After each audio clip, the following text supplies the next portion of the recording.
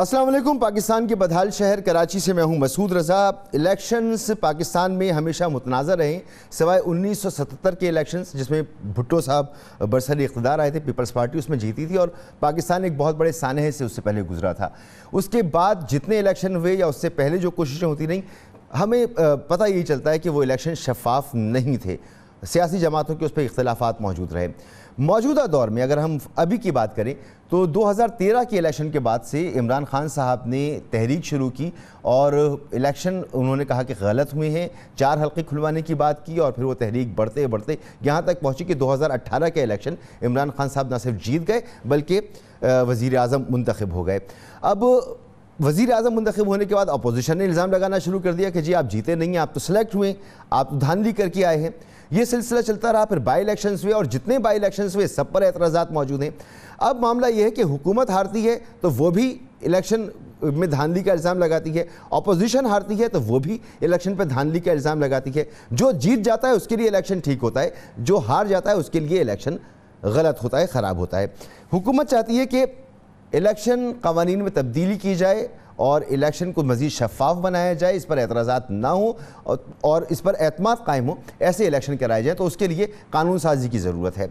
तो मेरा आज का सवाल ये है कि वाकई क्या कानून साजी की ज़रूरत है, क्योंकि अभी भी जो होने वाले इलेक्शन है वो जहाँ तहरीक इंसाफ जीतती है उसके लिए वो ठीक होता है, नून लीग के लिए जहाँ वो जीते उनके लिए ठीक होता है, जहाँ पीपल्स पार्टी जीते उनके लिए ठीक होता है, और इनमें से जो हार जाता है वो कहता है कि इलेक्शन गलत हो गए। अभी आप देख लें कि NA 249 के जो इलेक्शन हुए, नून लीग कह रही है कि इलेक्शन गलत है, पीपल्स पार्टी कह रही है इलेक्शन ठीक है, तहरीक इंसाफ कह रही है इलेक्शन गलत है, बाकी तमाम जमातें कह रही हैं इलेक्शन गलत है, पीपल्स पार्टी कह रही है इलेक्शन ठीक है। तो कानून का ही मसला है या मसला कुछ और है? और अगर कानून साजी बहुत नागुज़ीर है तो ये होगी कैसे? क्योंकि आइन में तरमीम करनी होगी और आइन में तरमीम अगर इत्तेफाक राय से ना हो, सियासी जमातें यहाँ एक साथ बैठने को तैयार नहीं हैं, इमरान खान साहब के और अपोजिशन रहनुमाओं के ताल्लुकात बेहतर नहीं है, तो किस तरह से मुमकिन है इस माहौल में कि आइनी तरमीम हो जाए? मेहमानों का मैं आपसे तारुफ़ कराऊँ, फ़ारूक हबीब साहब मेरे साथ मौजूद हैं, वफाकी वज़ीर मुमलिकत बराए इत्तलात व नशरियात। फ़ारूक हबीब साहब बहुत बहुत शुक्रिया आपका। मोहम्मद ज़ुबैर साहब साबिक़ गवर्नर सिंध और नवाज़ शरीफ और मरीम नवाज़ साहिबा के तर्जुमान भी हैं। ज़ुबैर साहब आपका भी बहुत बहुत शुक्रिया। शर्जील इनाम मेमन साहब बहुत सारी वजारतें सर्व कर चुके हैं सूबाए सिंध में और अहम रहनुमाई पाकिस्तान पीपल्स पार्टी के, बहुत बहुत शुक्रिया आप तीनों का।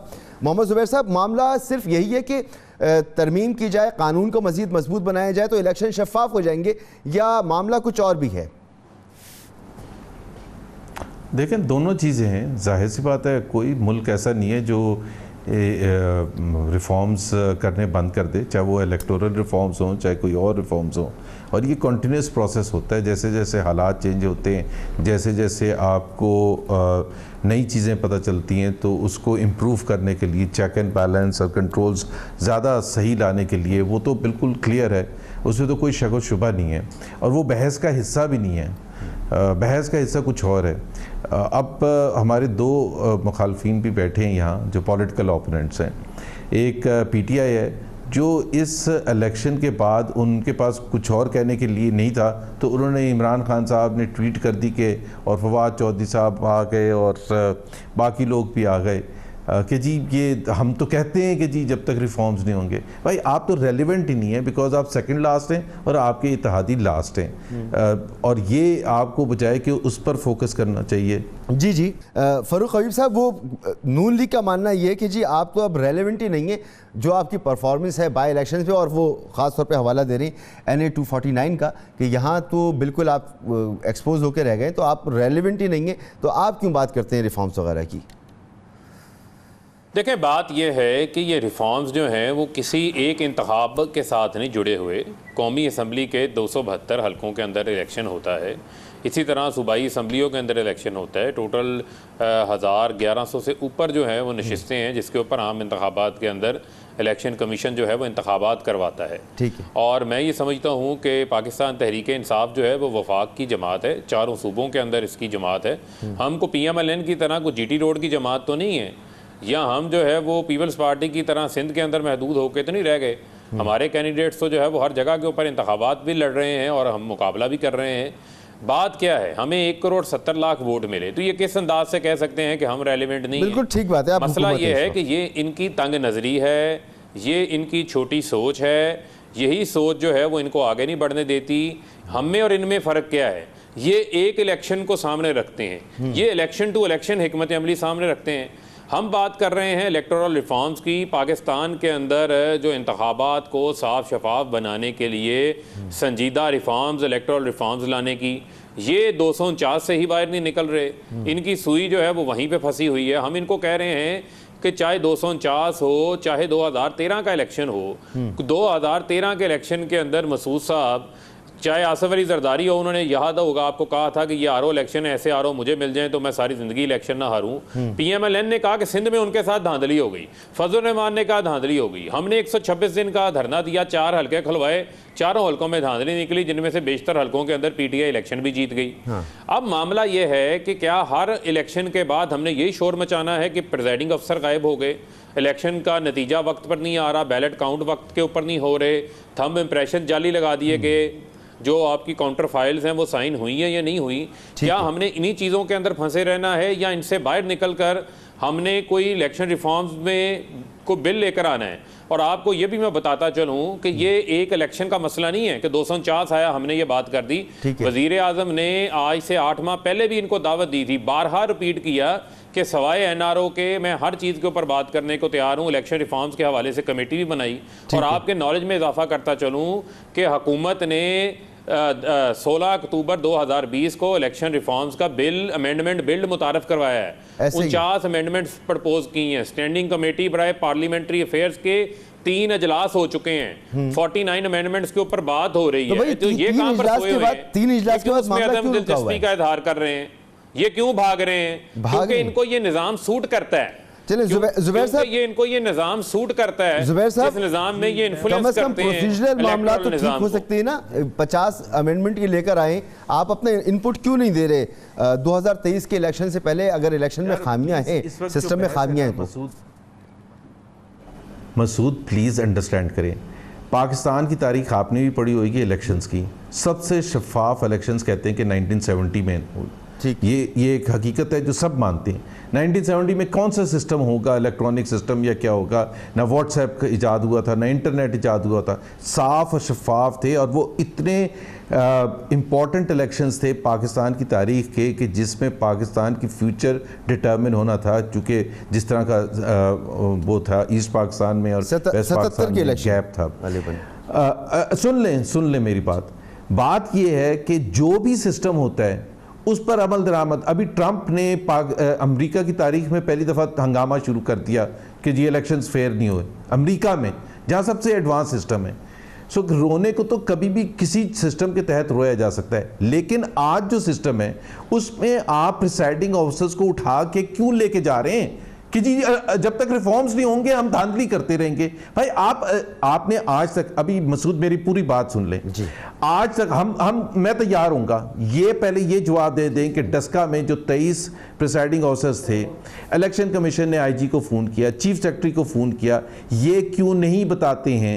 ये क्यों इनकी रिस्पॉन्सिबिलिटी नहीं है पंजाब की हुकूमत की या फेडरल हुकूमत की कि ये बताएं कि उन 23 जो प्रिसाइडिंग ऑफिसर्स थे उनको कौन उठा के लेके गया था, किसने उनको कहाँ रखा था, क्या किया गया और डिलीवर कहाँ गया? आप ये करने के लिए तैयार नहीं और आप बड़ी बड़ी अमेरिका, स्विट्जरलैंड, कनाडा वाली बातें कर रहे हैं। और भाई पहले ये हरकतें तो अपनी करना बंद कर देना। आप चोरी करना बंद नहीं करेंगे और जब चोरी करते हुए पकड़े जाएं तो फिर एक ट्वीट कर दें कि जी हम इलेक्टोरल रिफॉर्म्स करने के लिए थे। और सबसे बड़ी बात यह है कि जो इनको समझने की बात है, इससे ये रेलेवेंट बनना चाहते हैं। After 249 they have become completely irrelevant because इनको समझ नहीं आ रही कि टीवी पर सारी डिबेट पीपीपी वर्सेस पीएमएलएन हो रही है और कराची से जो 14 सीटें हड़प करके लेके गए थे धांधली से, आज वो एक्सपोज हो चुके हैं। अच्छा, अब ये जो पीपल्स पार्टी वाला मामला है, शर्जील मेमन साहब, आपके ऊपर भी ये इल्ज़ाम लग रहा है कि सईद गनी साहब वहाँ मौजूद थे, स्टाफ था सारा, मिनिस्ट्री ऑफ महकमा तालीम का स्टाफ था और वो वज़ीर तालीम है और उन्होंने कुछ गड़बड़ कर ली। तो ये जो हरकतें, इन हरकतों का इल्ज़ाम भी तो कभी भी किसी पर भी लग जाता है, इसका फिर क्या हाल है अगर यही मामला है तो? बिस्मिल्लाहिर्रहमानिर्रहीम, शुक्रिया मसूद साहब। तो स्वीपिंग स्टेटमेंट्स अभी तक आ रहे हैं सारी पार्टियों की तरफ से जिनको शिकस्त हुई। मैं कहता हूँ कोई एक पार्टी मतलब जिसने भी ये एविडेंस आके दिया हो कि जी फलां पोलिंग स्टेशन पे हमें रिजल्ट जो है उसमें हमारे रिजल्ट में और आरओ के रिजल्ट में फर्क है, फला पुलिस स्टेशन पर जी धांधली हुई, फला पुलिस स्टेशन पर जी ठप्पे लगे, कोई एक इस तरह की कंप्लेंट आपको आई अब तक नहीं आई है। मतलब टीवी चैनल पे बाकायदा अल्फिया, सईद गनी साहब और ये मिफ्ता इस्माइल साहब बैठे रहे। सईद गनी साहब ने कहा जी मैं उन्होंने पढ़ा, बोला जी आप भी पढ़े कि जानती हो? बोला नहीं, मैं जाती तौर पे जानता हूँ कि कोर्ट नहीं कर जाता बिजनेसमैन का नाम। मिफ्ता इस्माइल साहब ने कराची पूरे पाकिस्तान के एक मशहूर बिजनेसमैन को कहा कि NA 249 में कोई धांधली नहीं हुई है, लेकिन हमारे जो है वो वोटर जो है वो नहीं निकले। ये उनकी बात है। मतलब देखिए आप स्वीपिंग सिम देते अपनी शिकस्त के बाद, फिर ऊपर से जो शायद हसन अब्बास साहब की जो लैंग्वेज माशाल्लाह कि जी ये सिलेक्टेड उनके लिए ये होता है। अब मैंने अगर उस बहस पे जाना है इनको, तो हम हर बहस करना जानते हैं। कौन तो मुल्क पर बचा है, कौन मुल्क से भागा हुआ है, हम हर बहस पे कर सकते, हम नहीं करना चाहते। जहां तक इलेक्शन रिफॉर्म की बात आ गई, आया जी फारूक हबीब साहब, हर इलेक्शन में पाकिस्तान में चाहे सेनेट के इलेक्शन हो, चाहे नेशनल असेंबली के इलेक्शन हो, प्रोविंशियल असेंबली के इलेक्शन हो, हर इलेक्शन में हम तो सिर्फ इलेक्ट्रॉनिक रिफॉर्म की और इलेक्शन रिफॉर्म की बात करें और इलेक्ट्रॉनिक सिस्टम की वोट की बात करें। जो आप बस 3 पोल रखी होती है वो उसमें आप क्या करोगे?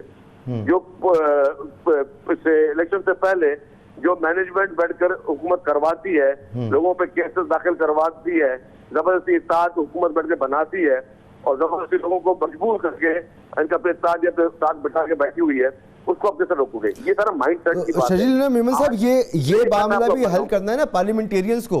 तो अगर हुकूमत कह रही है कि आके बैठ जाएं, तो बैठकर बात तो करें।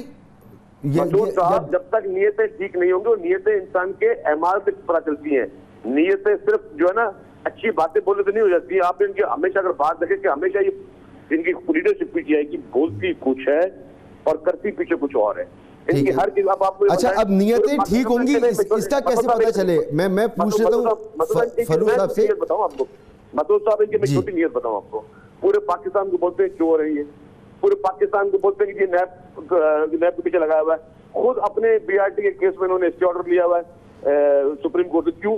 अगर आपकी ये नीयत, मिसाल क्यों दी, ये नीयत है।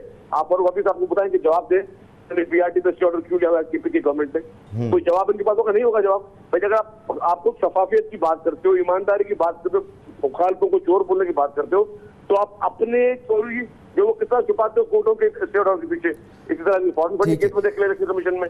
तो साहब ये बात तो मैं फरूक हबीब साहब से आपके बिहाफ पर चले पूछ भी लेता हूँ, मगर ये बता दें कि नीयतें ठीक होंगी, ये कैसे पता चलेगा, कैसे इत्मीनान होगा आपको? एक्शन देखिए जी, मसूद साहब कहते हैं कि action speaks louder than word. आपके अगर एक्शन बेहतर होंगे, हाँ मुझे नीयत पता चल जाएगी। अगर इमरान खान साहब आज ऐलान कर दे टीवी पे आके कि जी जो BRT पे स्टे ऑर्डर लिया हुआ वो वापस ले रहे, चाहे नैब FIA सारे जो हमारे BRT KPK की ओपन इंक्वायरी कर इन्वेस्टिगेशन करे, इससे मुझे पता चलेगा कि मेरे प्राइम मिनिस्टर की नीयत ठीक है।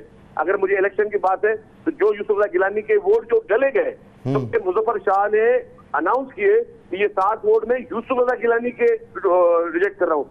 देखिए रिजेक्ट कौन सा वोट होता है?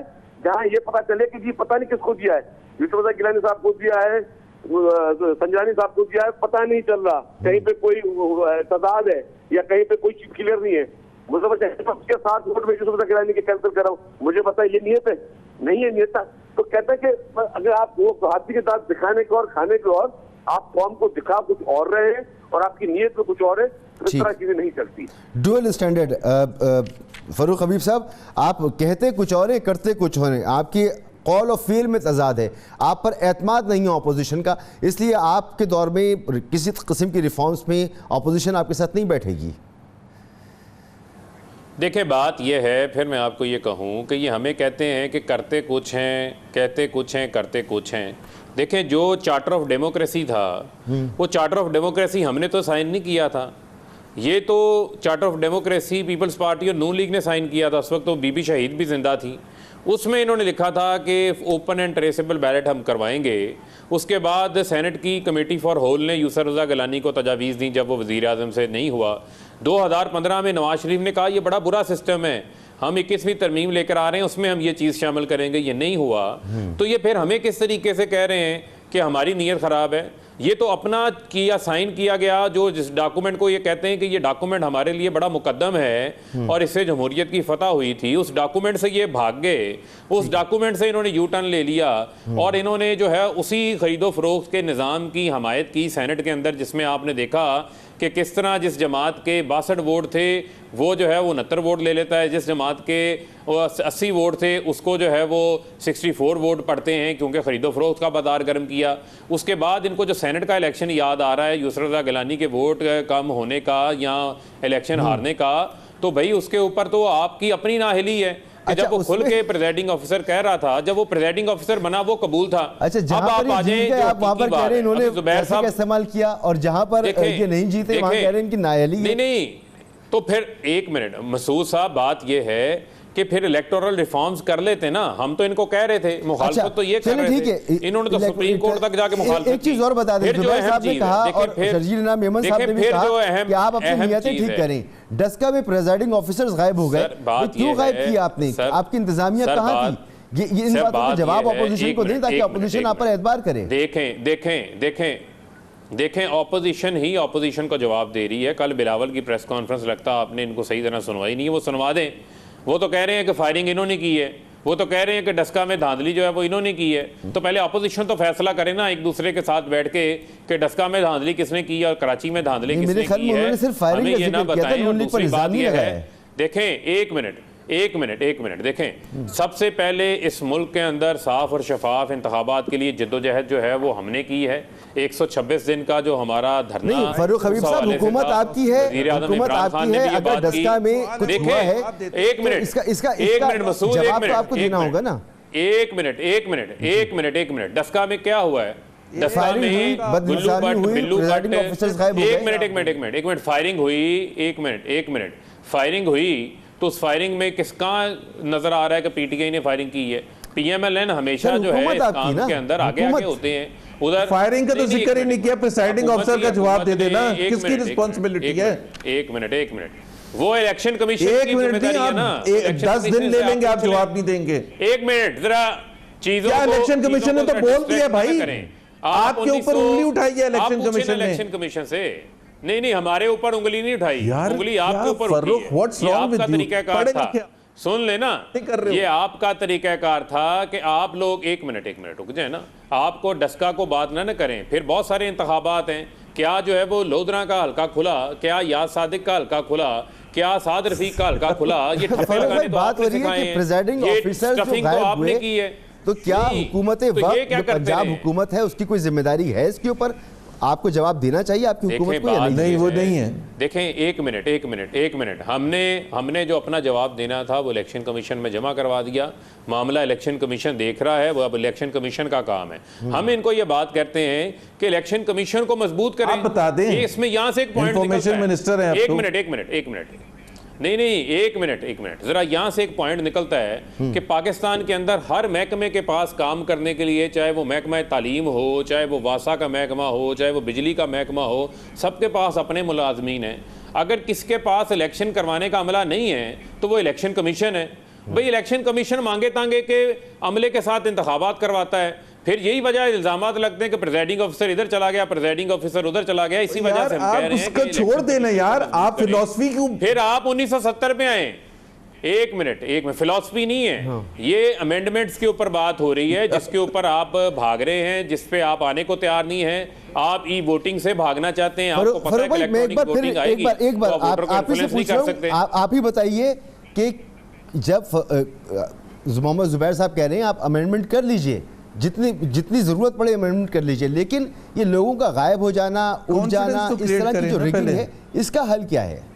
एक मिनट जुबैर, एक मिनट मसूद, बात सुने।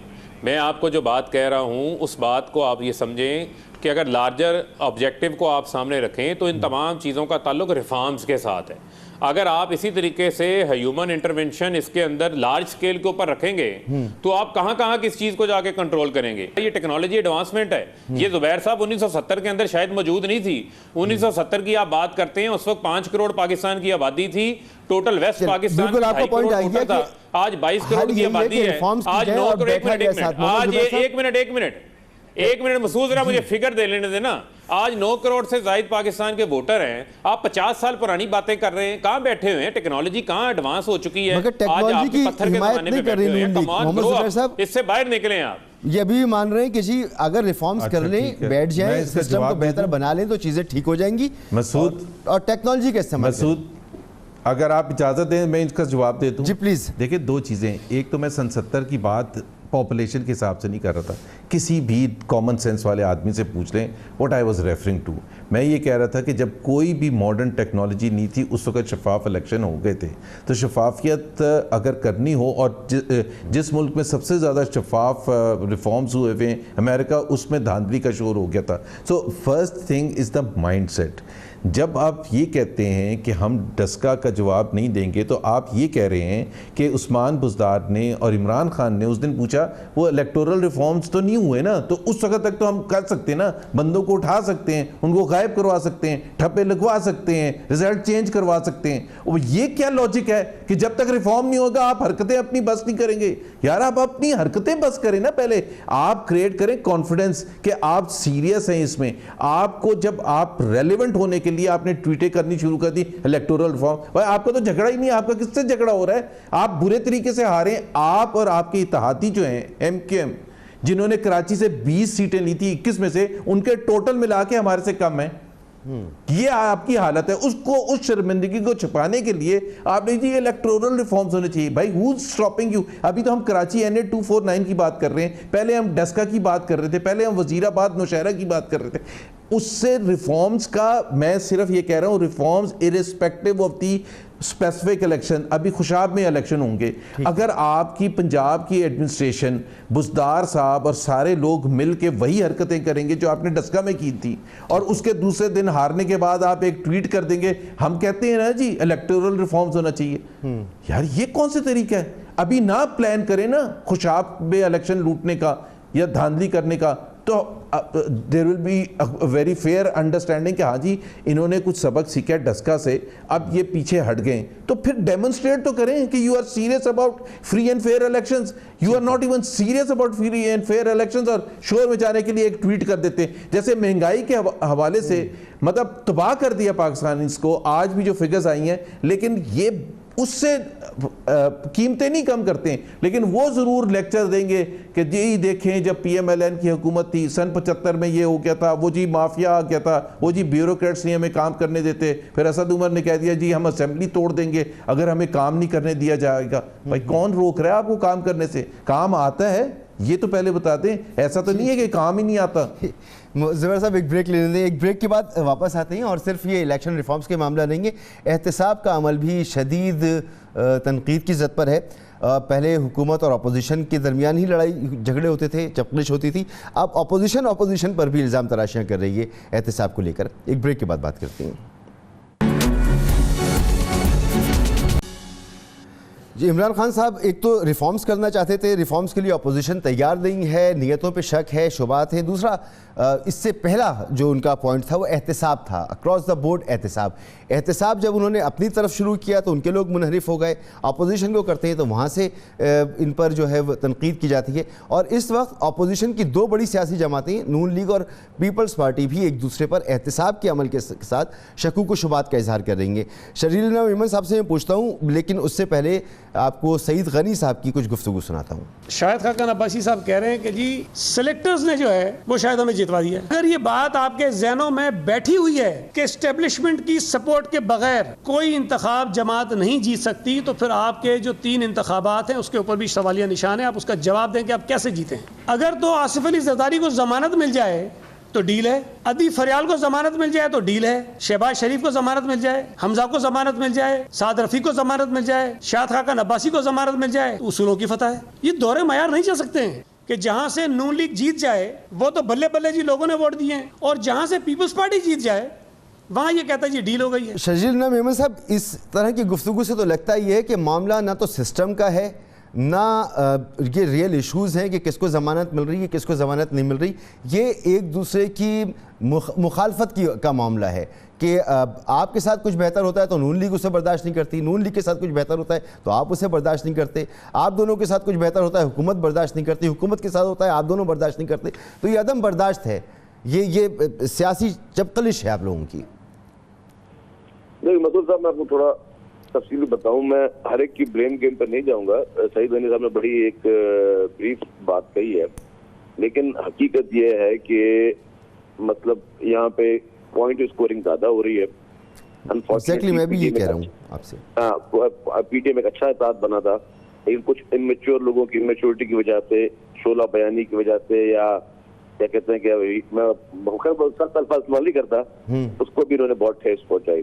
जहाँ तक एहसाब की बात है, तो एहसाब की बात मेरा सिर्फ एक सवाल है, आपने फारूक अब्दी साहब से नहीं दिया कि ये इस वक्त सबसे अपने आप को जो पोर्ट्रे करती सबसे ईमानदार लोग वो इमरान खान साहब की काबीना में बैठे इमरान खान साहब खुद है, जो अपने आप को इतना पोर्ट्रे करते हैं। वो खुद अपने एक मेगा स्कैम जिसमें केपीके की बीआरटी की रिपोर्ट है कि जी सीएमआईटी की रिपोर्ट है, 7 अरब से किकबैक चले, इनसे से पूछें कि आपने बीआरटी पे स्टे ऑर्डर सुप्रीम कोर्ट से क्यों लिया हुआ है।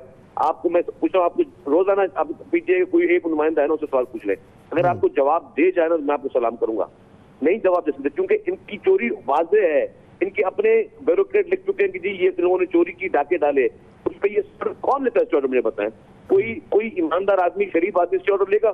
हमारे साथ 10 इंक्वायरी, हम जो इंक्वायरी मुकद रहे, हम तो एक कोर्ट में नहीं गए जी हमें कुछ स्टे ऑर्डर दे, हमारे साथ इंक्वायरी ना करो। क्लियर कर लेते हैं, फिर आपस में आपने लड़ना है, आप लड़ते रहे, आप आपस में एक दूसरे के गिरेबान पकड़े। मैं आपको इसका जवाब दे देता हूँ, जो आप बात कर रहे हैं, दे दें जवाब। जो बीआरटी की बार बार बात हो रही है, उस बीआरटी की जब तक कोई प्रोजेक्ट जो है वो आपका अंडर कंप्लीशन होता है, उसके ऊपर आपके पास कानूनी राइट है कि कोई जाकर उसके ऊपर कार्रवाई नहीं कर सकता इदारा। प्रोजेक्ट अब अबाउट सुन लेना, सुन लें जरा, जरा हौसले सुने ना, मैं थोड़ा आपको एजुकेट भी कर रहा हूँ, जरा समझ लें इसको, आप फिर चेक भी कर लीजिएगा जाके इसको लीगली तौर के ऊपर। अब प्रोजेक्ट जो है वो अबाउट टू कंप्लीट है, उसके फीडर रूट्स मुकम्मल होने वाले हैं। अब जिसको जो शौक चढ़ता है वो जहाँ जाके कंप्लीट कर ले, लेकिन सिंध में आप भी ज़रा चेक कर लें कि ये कौन से ऐसे चूहे आपने पाले हुए हैं जो सिंध में 14 अरब रुपए की गंदम खा लेती हैं, और ये कौन सी ऐसी डायन है जो 7 घर नहीं छोड़ते, जो अरबों रुपया लाड़काना का खा जाते हैं।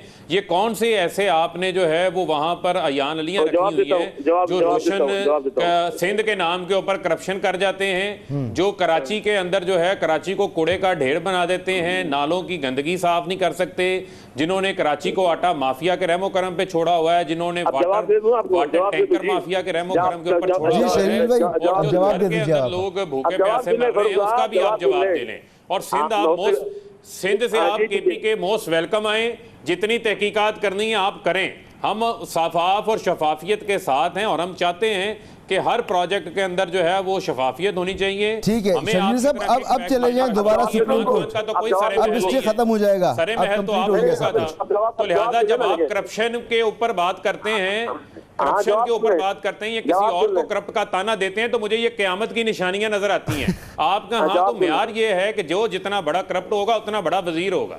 चले जी शरीफ लोग आपने लगाए हुए हैं सिंध में, ये सिंध के अंदर फारूक भाई बहुत लंबी फहरिस्त हो जाएगी, ये जितना आपने कह दिया इसका तो जवाब दे दें। अब उनको जवाब दे दूं ना। पहली बात तो मुझे एजुकेट कर, मुझे समझता हूँ कि मैं अब जाती हमला नहीं करना चाहता, लेकिन ये कोई मयार नहीं है कि क्योंकि प्रोजेक्ट अंडर कंस्ट्रक्शन था तो हमने इससे किया था कि इंक्वायरी ना कीजिए। आपको किसी ने कोई कोर्ट ने ये नहीं कहा था कि प्रोजेक्ट बंद हो रहा है, कोर्ट ने कहा था कि इसकी करप्शन का एहसाब होना चाहिए। एफआई और नैब को पेशावर हाई कोर्ट ने कहा था भाई जब प्रोजेक्ट मुकम्मल ही नहीं हुआ तो करप्शन कैसे हो गई? आप बीच में ना बोले। सीएमआईटी केपीके की रिपोर्ट है, तो बुनियादी सवाल है ना आपसे, आपके परवेज खटक सब लोगों ने, इमरान खान समेत, भाई वो किकबैक्स जो लिए हैं वो आप आ जाएं, आप ले जाएं, अदालत में चीजें सामने आ जाएंगी। क्या बात कर रहे हैं आप लोग इससे लेकर बैठे हो ना अदालत में, इससे आप लोग लेकर बैठे हो। अगर आप लोग इतने ईमानदार हो, नेक हो, कोई स्टे नहीं है, स्टे कोई नहीं है, हमें सिर्फ काम करने की इजाजत नहीं है। मुझे ये बताएं वो सिलाई मशीनों से अरब रुपए किसके बन गए? इमरान खान ने खुद क्यों ले ली? अगर वो इतना ईमानदार आदमी था जो पूरी दुनिया को कह रहा था इमरान खान कि जी हम लोग ईमानदार लोग हैं, हम लोग चोरी डाके से नहीं करते, और उन्होंने खुद कहा इमरान खान ने कि जो एमनेस्टी स्कीम वो चोर डाकुओं के लिए। तो मेरा सवाल का जवाब है कि इमरान खान ने एमनेस्टी स्कीम खुद क्यों ली, उनकी बाजी ने एमनेस्टी स्कीम क्यों ली? जवाब दे। आप तो ईमानदार लोग थे ना, आपके खुद इस इलेक्शन से पहले इमरान खान साहब का बयान था, मेरी जरा बात सुनिए, शर्जील मेमन साहब, मेरी गुजारिश सुन लें। हमको लांचों के अंदर जो है वो पैसे मनी लॉन्ड्रिंग नहीं करते। हाँ, तो वो मसला कहाँ ये है कि वो इमरान उसको खान जवाब देते हैं, वो पूछा शर्जील मेमन ने। थे, सुन लेना, सामने आए। सुन ले जरा। यार शर्जील मेमन ने जो पूछा उसका जवाब दे देना। एक मिनट, एमनेस्टी स्कीम फारूक भाई ये जुबैर साहब को भी गुफ्तगू में शामिल कर देते हैं। ये इल्जाम बड़ा इल्जाम चलता रहेगा। अभी आपने लॉन्च का जिक्र कर दिया, शर्जील मेमन साहब कहेंगे लॉन्च सामने लेकर आओ, फिर वो लॉन्च नहीं मिलेगी। तो इल्जामात से हटकर हकीकत की तरफ भी जाना चाहिए। जुबैर साहब आप कुछ कहना चाह रहे हैं वो भी ऐड कीजिए और साथ साथ हकीकत यह है कि इन्होंने खुद बड़े डाके मारे और पे स्टे ऑर्डर लेकर बैठे, और स्टे ऑर्डर वही लेता है जो बदनीयत हो, जिसकी नीयत मेरा एहतसाब हो, और किसी कोर्ट में नहीं लिखा हुआ अगर आप इस प्रोजेक्ट की चोरी करते रहो जब तक वो एक्सपोज नहीं होगा तब तक आपके ऊपर इन्वेस्टिगेशन नहीं हो सकती। और इमरान खान साहब 2 कॉल कर चुके हैं, इतनी गैरत है तो ये लोग वहां से स्टे ऑर्डर वापस लें। ओ भाई सारी है, आप क्या बातें इस ऑर्डर पे दोबारा आता हूं, मगर मामला ये है कि आप सिर्फ इनको थोड़ी कह रहे हैं, आप तो इल्जाम लगा रहे हैं नून लीग के ऊपर भी। तो मोहम्मद जुबैर साहब लॉन्ड्रिंग करते पकड़े गई, मोहम्मद जुबैर साहब आपके लोगों को जो जरा मुझे बात करने फारूक साहब, जाली अकाउंट्स पापड़ वाले फलूदे वाले कहां से निकले? ठीक है, जुबैर साहब को भी शामिल करते हैं। निकल आई दुबई, मैं तो नहीं भागा था, दुबई आप ही भागे थे ना। आज वैस मुजफ्फर टप्पी को कहां भगाया हुआ है आपने भाई? ये डॉक्टर आसिम हुसैन ने क्या जो है वो करप्शन की गजब कहानियां आपके ऊपर तो किताबें लिखी गई हैं आपकी करप्शन के ऊपर, इंटरनेशनल मार्केट के ऊपर, क्या बातें आप कर रहे हैं? आप ये देखें, ये गुफ्तगू जिस तरफ जा रही है, ये इतने इल्जामात हैं आप दोनों के पास, मुझे पता है मेरा वक्त कम पड़ जाएगा, ये वक्त कम पड़ जाएगा, इतने इल्जामात आप एक दूसरे पे लगा सकते हैं। जुबैर साहब आप लोगों के ऊपर जो इल्जामात लग रहे हैं, पीपल्स पार्टी मुसलसल कह रही है कि डील कर लिया आप लोगों ने, इसलिए आपको जमानतें मिल रही हैं। तो आप भी इस करप्शन का हिस्सा हैं, करप्शन को बचा लेते हैं, डील कर लेते हैं हुकूमत के साथ, यही इल्ज़ाम आप लगा रहे हैं पीपल्स पार्टी के ऊपर। वही मैं कह रहा हूँ कि एक दूसरे के ऊपर ब्लेम गेम चल रहा है। ये एहतसाब वगैरह का जो अमल था ये सब खो के रह गया कहीं। जी देखिए, मिनिस्टर साहब has to respond to specific things. अभी जो शर्जील मेमन साहब ने भी स्पेसिफिक चीज़ें कही थी तो उसको उनको रिस्पॉन्ड, और मैं आसान कर देता हूँ मिनिस्टर साहब के लिए, आसान कर देता हूँ। और वो ये है कि वो मैं चैलेंज कर रहा हूँ, ऑन एयर चैलेंज कर रहा हूँ कि इमरान खान ने एक दिन एग्जांपल काफ़ी दफ़ा दे चुके हैं, हज़रत उमर की एग्जांपल देते हैं कि एक साहब ने उनसे पूछा खलीफा से कि जो आप कपड़े पहने हुए हैं ये आपके पास कहाँ से आए, आपकी तो इनकम नहीं है। सही बात है। और वो एक आम सा आदमी था और उन्होंने जवाब देना पड़ा उनको। ये एग्जाम्पल और बड़ी सख्ती से पूछा है इमरान खान साहब देते। आज मैं इनसे दे रहा हूँ, पूछ रहा हूँ कि इमरान खान साहब की इनकम क्या है जो वो बनी गाला का इतना बड़ा घर चलाते हैं। सुन ले यार, प्लीज सुन ले मिनिस्टर साहब, सुन ले मिनिस्टर साहब, सुन ले मिनिस्टर साहब, सुन ले। आपकी वजारत नहीं चाहेगी अगर आप सवाल पूरा सुन ले मेरा सवाल। और भाई सवाल मैंने, और भाई मैंने कंप्लीट ही नहीं किया, आपने कंप्लीट ही नहीं किया। सेनेट का टिकट नहीं दिया उन्होंने, मुझे बात तो मुकम्मल करने अच्छा देख लिया ना, अब आपने जवाब देख लिया, अब देख लिया सवाल आपने सवाल उठाया ना, मेरा सवाल कर इमरान खान आपको नहीं निकालेंगे वजारत से, सवाल सुन ले तो सवाल तो करने देना, उस चीज का कोई सवाल तो सुन ले, उस चीज का कोई मामला भाई आप इतना हाइपर ना हो ना सर। आप कतरी खत का तो जवाब दे दें फारूक भाई, तो पहले सवाल सुन लेना, इस पर सिर्फ सवाल कर रहे हैं। So you don't have an answer ना, so you don't have an answer ना फॉर इमरान खान। लेकिन मैं आपको लेम एक्सक्यूजेस नहीं करने देना चाहता ना। अच्छा सवाल तो सुन ले फारूक हबीब साहब, आप बात को डाइवर्ट ना करें। अच्छा सवाल तो भाई आपने करना, इनका क्या सवाल है? जब हज़रत उमर से पूछा था, अच्छा वो फिर वो आपका सवाल है, उसका जवाब दिया जुबैर साहब कि जब आप सवाल तो आप करें। कौन सा सवाल? मैं कर रहा हूँ भाई, मैं सवाल आपसे पूछ लूं। आप जुबैर साहब की बात मुकम्मल हो जाए। जुबैर साहब आप बात मुकम्मल कर लीजिए प्लीज। मेरी बात तो मुकम्मल करने देना यार, आप क्या हो गया आपको? देखें वो शिबली फराज की नौकरी चली गई थी, वो इतना बोलते थे, बावजूद इसके बोलने का मतलब नहीं होता। इमरान खान ये थोड़ा देखता है कि आप कितनी चीख रहे। बात मैं ये कर रहा था कि इमरान खान इतना बड़ा घर चलाते हैं, या तो वो हज़रत उमर की एग्जाम्पल ना दें। अगर एग्जाम्पल देते हैं और पाकिस्तान के कानून के हिसाब से ही इज़ आंसरेबल टू एक्सप्लेन कि उनके जो एक्सपेंसेस हैं वो कितने हैं, बिजली की मद में कितना आता है, गैस की मद में कितना आता है, किचन चलाने की मद में कितना आता है, पेट्रोल की मद में कितना आता है। ही इज़ आंसरेबल बाय लॉ। और उनकी इनकम कहाँ से आती है, और अगर वो उनके पास अपनी इनकम नहीं है जो हम सबको पता नहीं है, तो उनको कौन फंड करता है? क्योंकि वो भी by law he has to explain. So जब आप उधर ऊपर खड़े होकर लेक्चर देते ना पूरी दुनिया को, तो start with your on reality. और दूसरी बात मैं ये कर दूं कि जब आपसे फॉरेन फंडिंग केस में आप जवाब देते हैं कि अकबर एज बाबर जो है वो मेंबर नहीं था जब उसने ये रेज किया था इशू, तो हजरत उमर ने ये कहा था कि आप कहां से आए, आप सवाल क्यों पूछ रहे हैं। फिर आप ये हमें एग्जांपल्स ना दिया करें ना, तौहीन ना किया करें। आपने 6.5 पौने 7 साल गुजार चुके ये जवाब देते हुए कि मैं वो जवाब नहीं दूंगा। अभी आप पापा वाले अकाउंट्स की बात कर रहे थे ना, आपके 27 अकाउंट्स तो आपने कंसील किए हुए थे। आप कहते हैं मैं जवाब नहीं दूंगा, इसलिए नहीं जवाब दूंगा कि अकबर एज बाबर ने जब ये रेज किया था इलेक्शन कमीशन में तो वो मेंबर नहीं था पीटीआई का। मतलब अपना आप देखें कि ये इसको क्या कहेंगे, मुनाफिकत कहेंगे और क्या कहेंगे।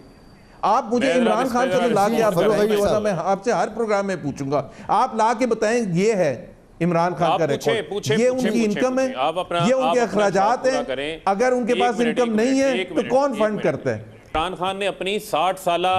इमरान खान ने अपनी 60 साल कमाई का हिसाब दिया जब आपके हनीफ अब्बासी एक जाली केस बना के लेकर गए, वहां पर आपको मुंह छुपाने की जगह नहीं मिल रही थी। 40 साल इमरान खान ने 60 डॉक्यूमेंट्स जमा करवाए, अपनी कमाई। एक मिनट घुमाए ना सर, सवाल का जवाब भाई, आपने अखराजात कौन पूरे करते हैं ये बता दें यार। आप सुन लेना, आप जवाब नहीं सुनना चाहते यार, उनके अखराजात कौन बर्दाश्त करता है, उनकी इनकम। फरूक भाई, नवाज शरीफ की इनकम क्या है, वो चन्नू और मन्नू के पास कहां से पैसे आ गए, ये बताएं। वो इवन फील्ड के हालात में कैसे बैठे, आप कैसे बताएंगे। चले इमरान खान को फिर हम ना डिस्कस करें ना। लीडरशिप जो है वो सर्टिफाइड झूठी हम ना ही समझे ना कि आपके पास कोई जवाब नहीं जो है वो आप कोई अगर इमरान खान साहब की इनकम को मुतनाज़ा बना रही है मोहम्मद जुबैर साहब एक सवाल कर रहे हैं, तो आप कह देना मैं जाके ट्वीट कर दूंगा। एक इमरान खान साहब खुद कर दी। एक मिनट सुन ले। इमरान खान की इनकम जो है वो डिक्लेयर्ड है, तमाम इमरान खान के साथ मिनिस्टर बनना इतना आसान नहीं है सर। वो शख्स है जो बैरून मुल्क से पैसा पाकिस्तान लेकर आया, इनकी तरह पैसा मनी लॉन्ड्रिंग करके नहीं लेके गया। इमरान खान पैसा मनी लॉन्ड्रिंग करके नहीं लेके गया। अच्छा वो कह रहे हैं, अच्छा चले फरूक साहब, जुबैर साहब का सवाल ये था कि 3 साल, वो 3 साल का पूछे कि जब वजीर आजम बनने के बाद 3 साल के डिक्लेयर्ड है ना इमरान खान की। एक मिनट, इमरान खान की जो इनकम है वो डिक्लेयर्ड इनकम है। अगर इनको कोई शक है तो ये ले जाए, इनकम है बता दें ना, प्लीज बता दें, हमें भी बता दें, पूरी कौम को भी पता चल जाएगा। इमरान खान और भाई इमरान खान की जो उसकी सैलरी आ रही है प्राइम मिनिस्टर ऑफिस से, वो उसकी इनकम है। और जो 2 लाख रुपए खुद उन्होंने बताया था। इतना तो कोई छुपे नहीं हुए। एक मिनट, इमरान खान का कोई एक मिनट इमरान खान का कोई कैंप ऑफिस नहीं है, ठीक है। इमरान खान जो है वो रियासत के ऊपर जाकर बड़े बड़े दौरे नहीं कर रहा, ये छुट्टियां करते थे। ये 7 अरब रुपए की इन्होंने रायवंड की सड़क बनवा ली। इन्होंने रायवंड के ऊपर 2800 लोग मुहाफिज लगाए हुए थे। वो जाके देखें 80 करोड़ रुपए का जिसको यूनिवर्सिटी बनाई है मरी का। पहले तो आप बताएं ना, पूछे वो जो खुद पारसा हो। अच्छा एक ब्रेक लेने दें, ब्रेक के बाद यहीं से कंटिन्यू कीजिएगा और ये भी बता दिएगा कि बीआरटी पर जो स्टे था आप खुद ही आगे बढ़ जाएं क्या, ये हम अपने आप को एहतसाब के लिए पेश करते हैं, बहस ही खत्म, आप लोग तो क्लीन लोग हैं। एक ब्रेक के बाद वेलकम बैक। फरूक साहब, एहतसाब के अमल को शफाफ बनाने के लिए हुकूमत खुद क्या कर सकती है? जो इल्ज़ामात हैं खुद अपने आप को पेश कर दें, अपने लोगों को पेश कर दें और उनसे क्लियर होकर निकल जाएं, तो ऑपोजिशन को कुछ कहने का मौका नहीं मिलेगा। ये बीआरटी का भी मामला यही है, बार बार आप इस सवाल किया जा रहा है इस पर। देखें बात ये है कि हम तो अक्रॉस द बोर्ड एहतसाब के ऊपर यकीन रखते हैं। हम ये कहते हैं कि जिसके ऊपर भी कोई इल्ज़ाम लगता है हम तो अपने पराये के अंदर को फ़र्क ही नहीं करते। यहाँ पर तो ये होता था, मुझे आप ये बता दें कि इन्होंने कभी अपने किसी एक काउंसलर को भी पकड़ के जेल में डाला है जिसके ऊपर करप्शन का कोई मामला हो? यहाँ खरबों रुपया मुल्क का लूट के खा गए और आज बैठ के हमें आप भाषण दे रहे हैं, हमें आप लेक्चर दे रहे हैं। ये इतना सादा मामला नहीं है। बात यह है कि 25 अरब रुपए का तो शहबाज शरीफ का खाली टीटीओं का केस निकला है। जुबैर साहब आप हमसे सवाल पूछ रहे हैं, आप मसला ये ना कि उनके भी केस निकले और आपके भी केस तैयार हैं इनकी नजरों में। क्या आपने शहबाज शरीफ से पूछा है उनकी इनकम? अगर ये सिलसिला चलता रहेगा तो जब आप नहीं होंगे तो आप पर यही केस होंगे। पहले आपने मरियम से पूछा जिसकी पाकिस्तान में, लंदन में, क्या पाकिस्तान में कोई प्रॉपर्टी नहीं थी? सर चार्ज एक मिनट, आपने साहब, चार्ज अपना नहीं सुन किया लेना। ना अभी तक किसी को। अब मुझे जरा बयान कर लेने देना। ये भी तो सवाल पूछे ना, मैंने भी ये उस वक्त सवाल से आप रखनी ही है, बोल मुझे रहे ये हैं। सवालों का जवाब दे दें। मैं जुबैर उस साहब वक्त के से आप सारे बोल रहे सवालों हैं। के जवाब ले आऊंगा। ये मुझे पूछ के बता दें कि नवाज शरीफ खानदान का सोर्स ऑफ इनकम क्या था, शहबाज शरीफ का सोर्स ऑफ इनकम क्या था, हमजा का, सलमान शहबाज का क्या था, वो भी ले आए। ये लाने को क्या ये तैयार है? देखिए फारूक भाई, बहुत बहुत खान के संजीदगी के साथ साथ मैं ये बात कहना चाहूँगा कि एहतसाब करना और एहतसाब के अमल को शफाफियत से आगे बढ़ाना ये आपकी जिम्मेदारी है और थी, और ये आपका एजेंडा भी था। लेकिन अगर ये दागदार हो रहा है, सज़ाएं नहीं मिल रही हैं लोगों को और आपके ऊपर खुद इल्ज़ामात लग रहे हैं, तो ये आपका अपना एजेंडा जो है ख़राब हो रहा है। ये आपके लिए अपनी प्रॉब्लम बन रही है, किसी और के लिए नहीं बन रही। देखें, बात यह है, हमने तो जहांगीर तरीन से तो कोई करीब नहीं था, लेकिन जब उनके ऊपर भी सवालात उठे, मामला उठा, तो हमने उनको भी कहा कि भाई आपको भी जो मुतलका इदारे हैं, तहकीकात हैं, उनका आपको सामना करना पड़ेगा। अलीम खान ने सामना किया, हमारे एक वजीर हैं, उन्होंने मियाँ वाली से सब्तैन खान साहब, उन्होंने सामना किया। ये तो अपोजिशन का रोना धोना है, ये तो इनका प्रोपेगेंडा है। इनका प्रोपेगेंडा ये है कि इक़्तिदार में आओ, लूट मार करो, बाद में इंतकाम का शोर मचाते रहो। इसका मतलब है इस मुल्क में करप्शन हुई नहीं। इसका मतलब ये है कि ये सब नेक और पारसा हैं। ये तो नहीं हो सकता। बड़े बड़ी JITs में चीजें सामने आ गई। एहतसाब अदालतों में सजाएं ये इस तरह से पीपल्स पार्टी भी कही कि हामिद सईद काज़मी साहब के ऊपर इल्जाम लगा हज स्कैंडल का, और हमने अपने मेरा ख्याल है यार ये तो बड़ी ज्यादती है, कार्रवाई की, उनको जेल तक भेज दिया।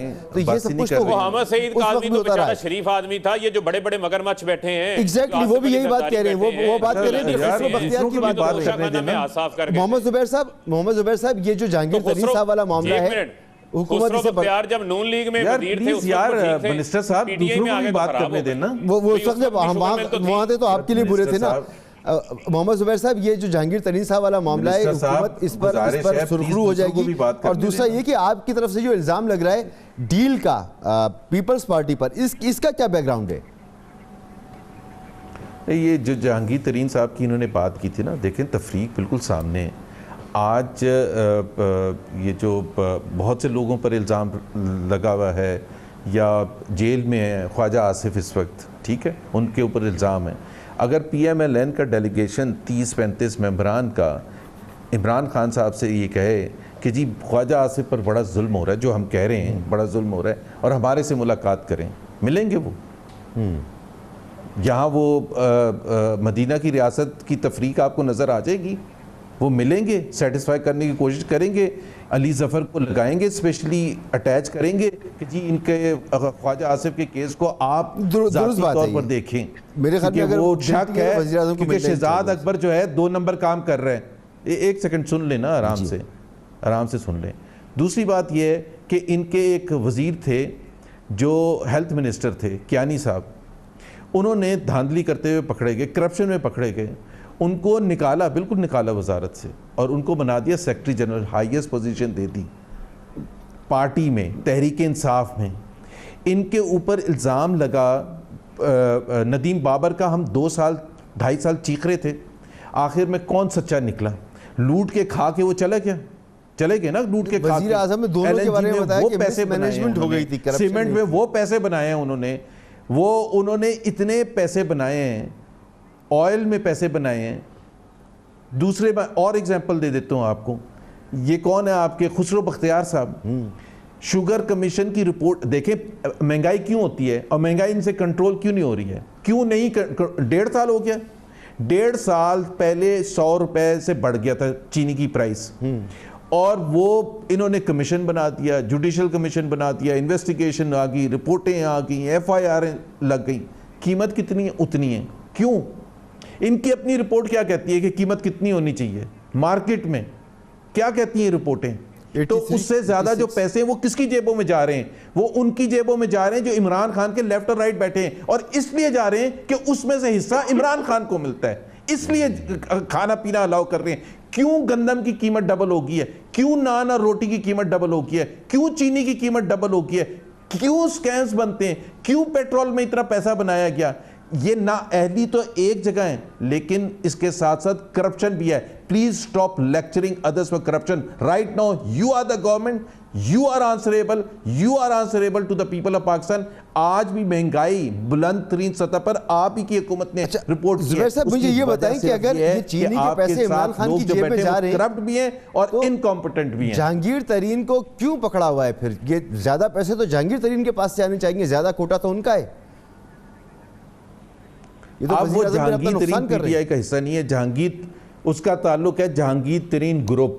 जहांगीर तरीन ग्रुप वो कहते हैं, मीडिया को भी कहते हैं कि जब उनका कोई बंदा आएगा तो जहांगीर तरीन ग्रुप। तो इनके पास तो मेजॉरिटी नहीं है, ना नेशनल असेंबली में ना प्रोविंशियल असेंबली में। जहांगीर तरीन मैं कह रहा हूं कि आप जो ये कह रहे हैं कि ये चीनी माफिया का जो पैसा है ये इमरान खान की जेब में जा रहा है, तो ये चीनी माफिया का सबसे ज्यादा शेयर तो आप कहते हैं कि जहांगीर तरीन के पास है, तो जहांगीर तरीन को क्यों पकड़ा हुआ है? तो इमरान खान का खुसरो नुकसान बख्तियार हो रहा है ना, माशाल्लाह सर जी, खुसरो बख्तियार है।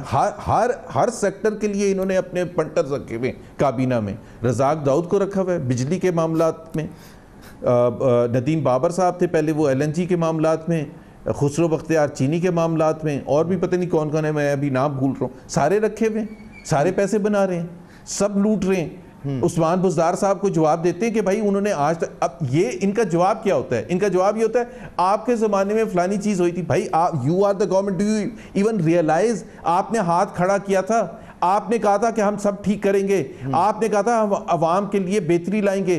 गुर्बत, बेरोजगारी, महंगाई रिकॉर्ड सतह पर है या नहीं है? एक पाकिस्तानी को क्या पता करंट अकाउंट। मुझे मोहम्मद जुबैर साहब एक ब्रेक लेना है, ब्रेक के बाद इस पर मजीद बात करते हैं। शफाफियत के साथ आगे नहीं बढ़ पा रहा, ये इल्ज़ाम है, और इल्ज़ाम इसलिए भी है कि सज़ाएं नहीं हो पा रही, चाहे वो हुकूमत की बेंचों पे बैठे हुए लोग हों, अपोजिशन की बेंच पे बैठे हुए लोग हों, या अक्रॉस द बोर्ड जो एहतसाब का नारा था वो पूरा नहीं हो पा रहा, और इसमें इबाहम मौजूद है। इसका सबसे बड़ा नुकसान इमरान खान साहब को है, क्योंकि इमरान खान साहब का पहला वादा ये था कि वो मुल्क में एहतसाब करेंगे, जो होता नज़र नहीं आ रहा। इजाज़त दीजिए, अल्लाह हाफ़िज़।